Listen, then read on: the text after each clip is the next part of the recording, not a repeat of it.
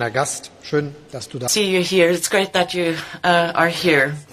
We live in serious times, and especially in times like these, we realize just what an invaluable asset the European Union is for all of us. As a community with common values, common views, and common objectives, as a community which has learned from terrible wars in the past and understood that not conflict but cooperation brings a better future for all. I, for one, see it as a positive sign that our cooperation is so close, amicable, and reliable in times like these.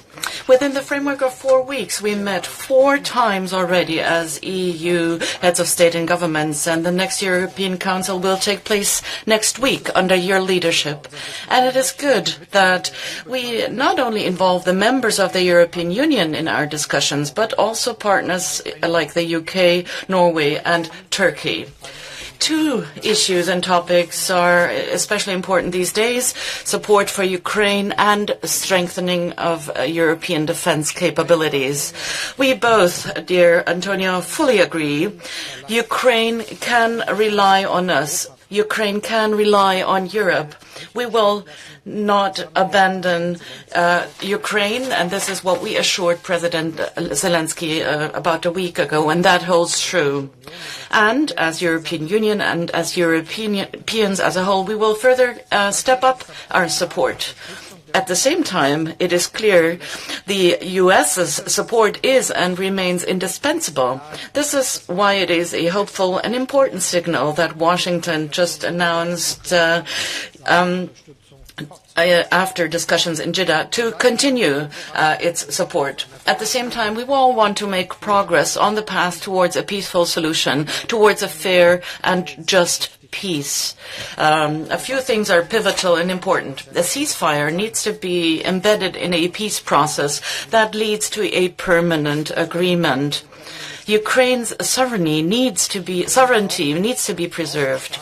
Ukraine needs strong armed forces as its most important security guarantee for the country.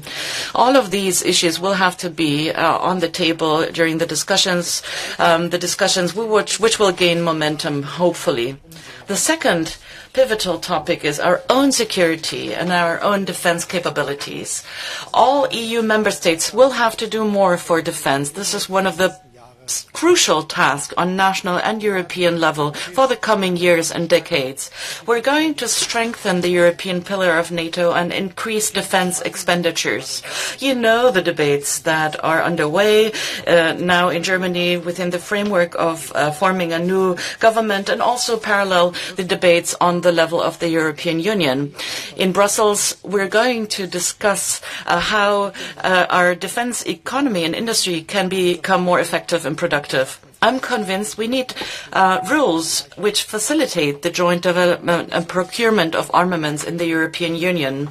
EU Commission President von der Leyen is going to present her white paper which elaborates on concrete options and proposals, and we're going to have an exchange on this, and subsequently the Commission will spell these ideas out. Prerequisite for our actions is a strong, reliable, and resilient, innovative European economy. And this is why we will have to improve EU competitiveness. Europe needs an update, a fundamental modernization. 3 things are important here. We need more speed and pragmatism when it comes to the industrial policies of the European Union. We need less bureaucracy in order to provide leave to our companies. That means we need to do away with a lot of these reporting requirements. I advocate for the conclusion of negotiations by the summer so that we will see visible improvements. And we will need to use more private capital. I won't tire in underlining that we need to make progress in the field of the capital markets union so that we can use the financial strength which is in Europe and use it for the benefit of Europe. Let me be clear, we need less trade hurdles, not just more, and this is why I think that the tariffs imposed by the US are wrong, and we will react appropriately in an appropriate fashion. We're going to examine the proposals by the Commission. We're in close contact with the Commission and all the other member states. The Commission has made it clear that it is willing to engage in negotiations with the US, and I explicitly want to welcome that. Ladies and gentlemen, dear Antonio, Europe is not part of the problem. Europe is part of the solution, and I think we should be well aware of this, especially in times like these. Thank you very much.